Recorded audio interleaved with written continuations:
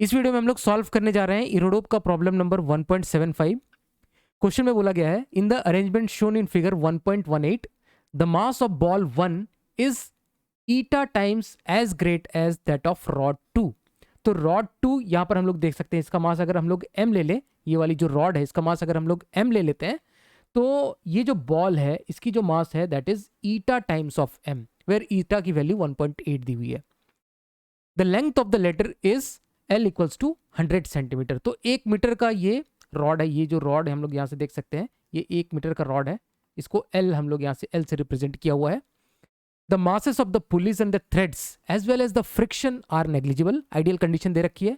The ball is set on the same level as the lower end of the rod.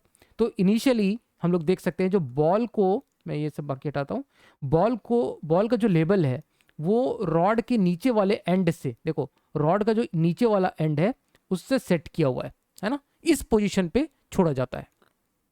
ठीक है।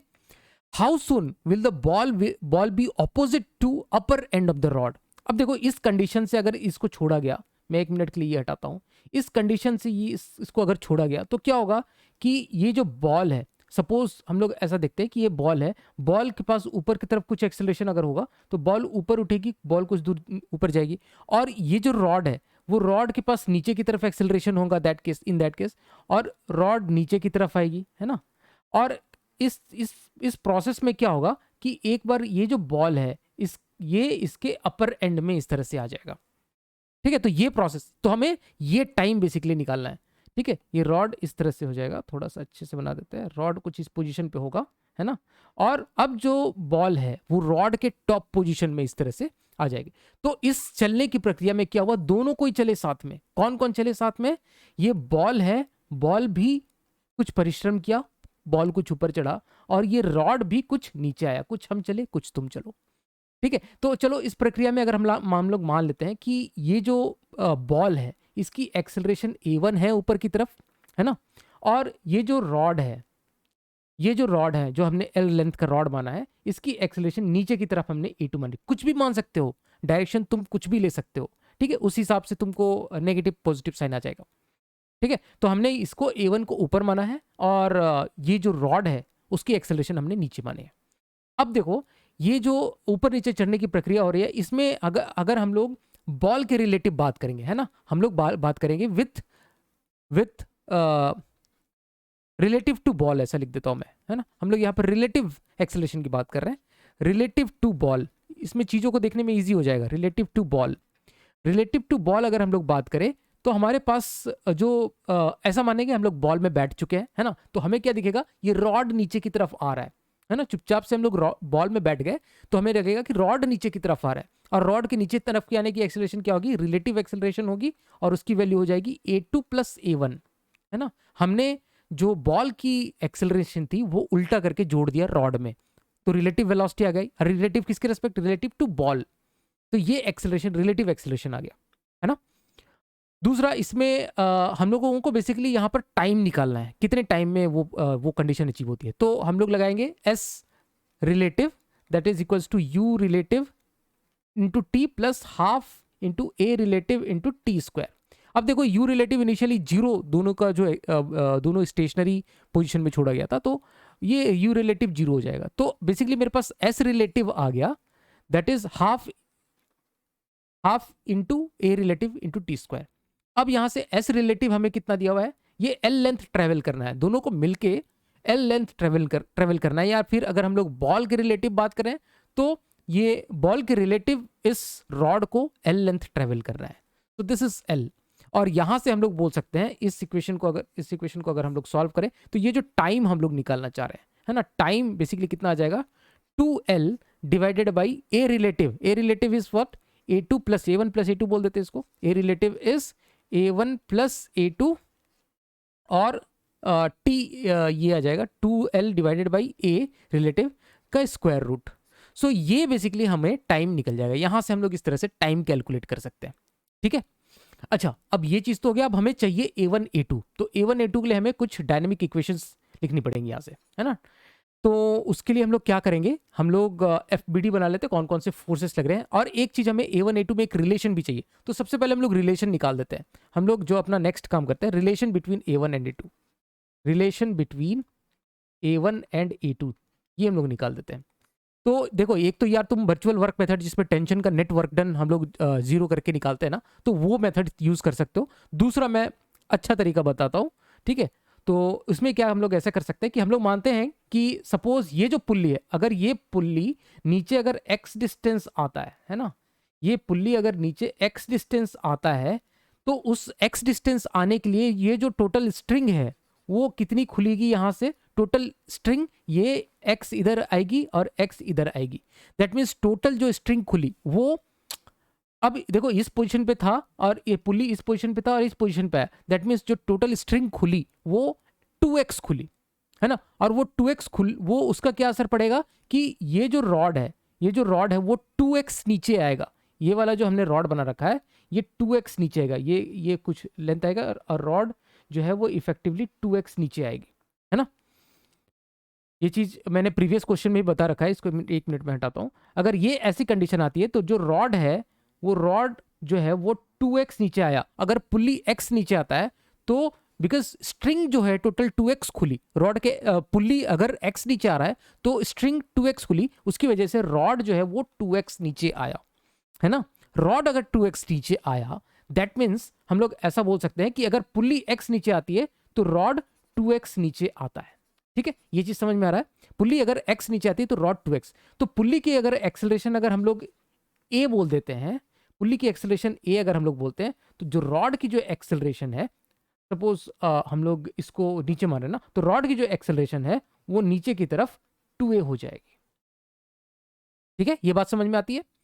तो हमने क्या किया, हमने क्या माना था, हमने ये जो बॉल है ना, ये जो बॉल है इसकी एक्सेलरेशन हमने ऊपर की तरफ a1 मानी थी, है ना, a1 मानी थी। दैट मीन्स ये पुल्ली का एक्सेलरेशन ऊपर की तरफ a1 हो जाएगा, है ना।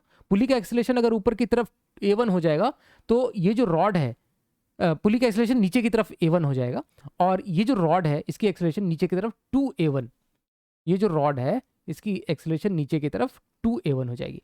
दैट मीन्स हमने जो a2 मान रखा था, a2 की वैल्यू जो हो जाएगी दैट इज 2a1। तो हम लोग यहां से लिख देते हैं a2, यहाँ इसी जगह रिलेशन लिख रहे हैं, a2 की जो वैल्यू आ गई दैट इज 2a1। तो हमारे पास इफेक्टिवली देखो क्या आ गया, जो टाइम पीरियड हम लोगों ने निकाल रखा था ना, जो टाइम पीरियड यहां से निकाल रखा था that is basically root of 2l upon a1 plus a2 is 2a1, that is 3a1, 3a1 आ गया। तो ये हमें बेसिकली अब कैलकुलेट करना है, ठीक है। एक रिलेशन आ गया। अब हम लोग डायनेमिक इक्वेशन लिखते हैं, डायनेमिक इक्वेशंस लिखते हैं हम लोग। इसमें क्या क्या लिखेंगे, जो F equals to M A लिखेंगे, तो F equals to M A में क्या क्या हो रहा है जरा देखो, है ना। तो सबसे पहले तो बॉल के लिए लिखेंगे, तो बॉल के लिए कौन कौन से फोर्सेस लग रहे हैं देखो। बॉल में एक, अगर हम लोग ऐसा माने टेंशन गुंजन लिख देते, रुक जाओ, यहाँ पर अगर टेंशन T है, यहाँ पे अगर टेंशन T है, तो यहाँ पर टेंशन 2T है, तो यहाँ पे भी टेंशन 2T है। तो ये तो टेंशन का हो गया पार्ट। और नीचे की तरफ एक फोर्स इसमें लग रहा होगा, इसका मास हमने ईटा एम माना है ना, ईटा एम, तो ईटा एम जी फोर्स लग रहा होगा, क्योंकि बॉल का मास हमने ईटा एम माना है।